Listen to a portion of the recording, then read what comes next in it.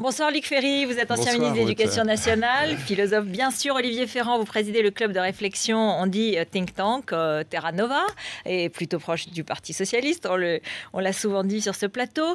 Évidemment, on va commencer par la campagne de Nicolas Sarkozy. Un démarrage fracassant, on dit certains, épatant, a dit Jean-Pierre Raffarin, votre ancien Premier ministre, Luc Ferry, je m'en souviens bien. Oui, Jean-Pierre était très en forme, manifestement. Je ne sais pas, moi j'attends de voir comment... En tout cas, épatant, a dit Jean-Pierre Raffarin. Je vous propose d'écouter cette première phrase de Nicolas Sarkozy hier à son discours d'Annecy sur les élites. J'ai pu mesurer pendant 5 ans à quel point les corps intermédiaires font écran entre le peuple et le gouvernement.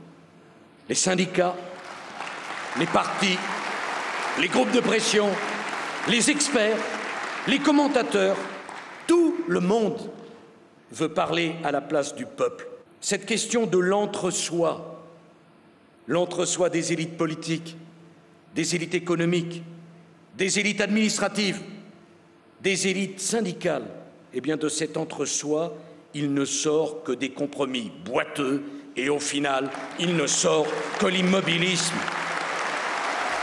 Voilà, les syndicats, les partis, les commentateurs, l'entre-soi des élites politiques, c'est un pari.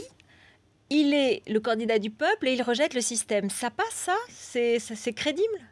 Ça aurait peut-être pu passer en 2007, quand on ne connaissait pas encore Nicolas Sarkozy au pouvoir. Mais là, je suis quand même un peu sceptique. C'est-à-dire que quand on a été au pouvoir pendant 5 ans, c'est extrêmement difficile de dire « Eh bien, maintenant, je vais donner la parole au peuple ». Alors, bon, stratégie qui m'étonne. En fait, la stratégie derrière, on dit que c'est l'école buissonnière, c'est Patrick Buisson qui est derrière. Elle me paraît reposer sur une erreur, je le dis très, très franchement. C'est une analyse de la société comme glissant vers la droite. Parce que, évidemment, si vous regardez les chiffres, manifestement, si vous ajoutez l'UMP et les scores formidables de Marine Le Pen, vous pouvez dire, voilà, la société glisse à droite. À ceci près, évidemment, que beaucoup des thèmes qu'agite Marine Le Pen sont en vérité des thèmes de gauche, c'est-à-dire des thèmes qui sont populistes, qui sont populaires, protectionnistes, qui sont anti-élites. Et c'est ça que Nicolas Sarkozy reprend. Je ne suis pas absolument convaincu que ça marche. Moi, je reste convaincu, je m'arrête là, je voudrais écouter Olivier, qu'il y a une immense aspiration à la fraternité, à la solidarité dans notre société, beaucoup plus qu'on ne le croit. Je pense qu'il y a une immense aspiration au lien entre les générations. Je ne cesse de dire que la question de la jeunesse est cruciale et que voilà, ces thèmes-là ne sont pas, à mon avis, les bons. Voilà. Ça va être dur pour vous d'être plus critique. Alors là, bon, évidemment, mais je crois que la droite s'est droitisée, mais pas les Français. Ce qui s'est passé avec Nicolas Sarkozy, au-delà de sa personnalité, bon, c'est structurel. Le sarkozysme a déplacé le centre de gravité de la droite vers, disons, qui était au centre droit, le gaullisme social, l'UDF chrétien-démocrate. Mais c'était une droite peut-être complexée, peut-être une droite qui regardait trop vers la gauche. Vers une droite conservatrice dure, beaucoup plus proche aujourd'hui du FN que du centre.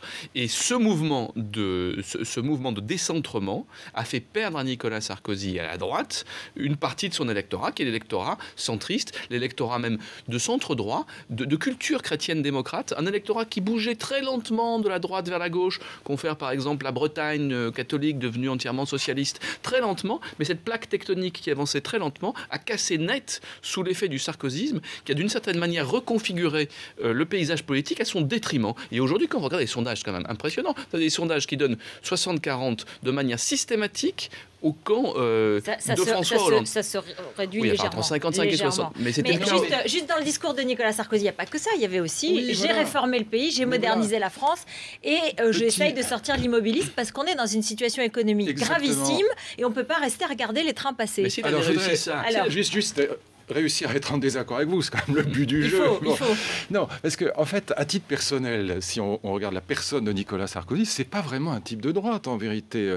Mon ami Pascal Bruckner avait fait un papier dans l'IB au début du mandat du président Sarkozy pour expliquer que c'était un vrai enfant de 68. Bon, il divorce, il se marie par amour. Enfin, il a une vie privée qui est agitée. Enfin bon, et donc c'est pas un type de droite classique du tout. Et sur le plan politique, il y a eu nombre de discours, notamment quand Nicolas Sarkozy était président de l'Europe, qui était d'ailleurs un excellent président de l'Europe, je dois le dire. Il y a eu nombre de discours qui étaient des discours Hollande aurait pu reprendre. 2008, voilà, bien sûr, sur la finance, sur la moralisation. Il a lutté authentiquement. Moi, je l'ai accompagné au sommet de la ZEN. Je peux vous garantir que c'était vrai, parce que là, on était tous les deux avec le Premier ministre japonais.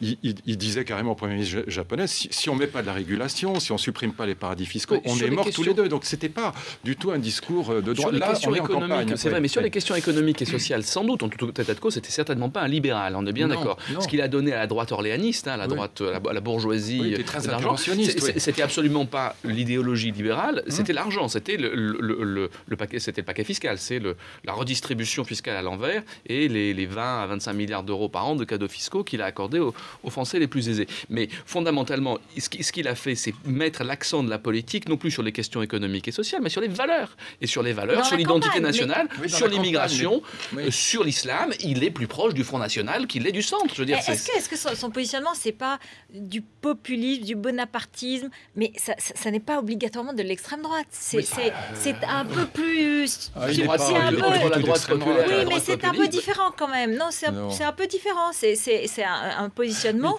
D'ailleurs, je crois que si vous caricaturez, pardon de dire ça, c'est pas méchamment que je le dis, mais je pense que vous ne serez pas très crédible, parce que les gens savent bien que c'est pas vrai. Les gens savent bien que Sarkozy n'est pas du tout un type d'extrême droite. Bon, tout l'indique dans sa vie. Bon, donc c'est pas ça. Moi, je pense que c'est vraiment une question de stratégie. Je crois qu'il y a une stratégie, en effet, de Buisson derrière, qui dit voilà, à droite toute, bon, très bien, les valeurs.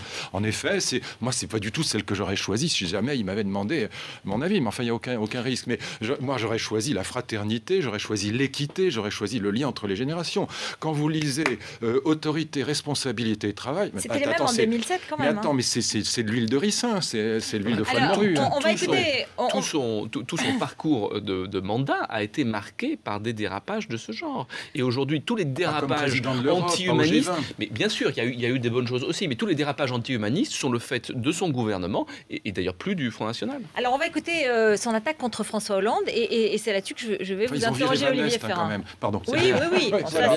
Oui, mais vous n'avez pas viré Guérini et Fraîche et je ne sais pas qui dans le Nord encore qui... Voilà, donc... à son âge, oui, pauvre petit. Oui. Allez, on écoute Nicolas Sarkozy sur François Hollande qui a répondu aujourd'hui. Écoutez-le. Quand on dit à la presse anglaise qu'on est libéral et quand on vient expliquer aux Français que l'ennemi, c'est la finance, on ment. On ment matin et soir. Et ce mensonge n'est pas à l'honneur de celui qui le professe. Dans la vie, on peut défendre toutes les convictions.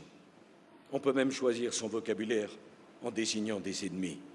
Mais dans la vie, on a un devoir d'honnêteté, un devoir de courage.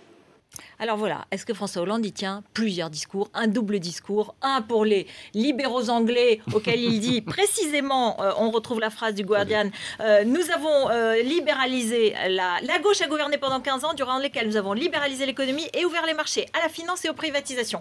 Voilà, vous pouvez nous faire confiance, n'ayez pas peur. Et 2 jours après à Rouen, il dit, mes ennemis, c'est le monde de la finance, etc. Alors, j'en ai fait des débats avec la presse étrangère. Quand vous faites attaquer parce que vous êtes de sensibilité de gauche, et quand vous dites la France c'est l'Union soviétique, vous essayez de défendre la France. Il a défendu la France et les intérêts économiques de la France en disant attention, on n'est pas en Union soviétique. C'est à peu près tout. Pour le reste, je trouve son discours sur la finance et ses propositions de réforme sur la finance très courageuses. Il va à l'extrême limite de ce qu'on peut faire dans le domaine de la responsabilité. Est-ce qu'il ne dit pas tout et son contraire? Est-ce qu'il ne dit pas tout pour aller attraper de Mélenchon au fameux centre-gauche qui aurait quitté Sarkozy? Oui, mais il n'a pas tort. C'est vrai que le communisme est totalement mort en France. Le communisme, c'était l'idée révolutionnaire. Même le camarade Mélenchon, pour qui j'ai de l'estime, enfin, je ne vais pas lui porter malheur, n'est plus révolutionnaire. Ou comme il le dit lui-même, il est révolutionnaire dans les urnes. Il reste quoi, 2% de communisme. Bon, quand j'étais gamin en 68, ils étaient à 25%, 21%, quelque chose comme ça. Et en plus, ils étaient encore pour la dictature du prolétariat. Ils étaient staliniens comme il a raison. Alors François Hollande de faire cette stratégie un peu attrape-tout de toute la gauche jusqu'au centre-gauche. Tactiquement, il s'est peut-être planté médiatiquement, mais sur le fond, il a parfaitement raison. Et puis c'est plutôt bon signe qu'il soit capable de dire ça. Mon sentiment, c'est qu'avec le décentrement du sarkozysme, la reconfiguration du paysage politique est exactement, place François Hollande exactement à l'endroit où il doit être, c'est-à-dire rassemblant l'ensemble du camp progressiste humaniste La nouvelle division de la France aujourd'hui, c'est entre les humanistes d'un côté, sur les valeurs, entre les humanistes et les populistes, on va dire, de l'autre. C'est pour ça qu'il ferait mieux de Et donc, diriger avec... il essaie de rassembler l'ensemble de cet espace-là qui, effectivement... Bayrou, Luc Ferry, vous allez voter pour François Bayrou. Franchement, j'en sais rien du tout, mais je vous dirai ça peut-être un jour, mais ça n'a aucun Oui, intérêt. bientôt, mais quand en même. revanche, non, ce que je dis simplement, et ce que je dis d'ailleurs à mon ami François,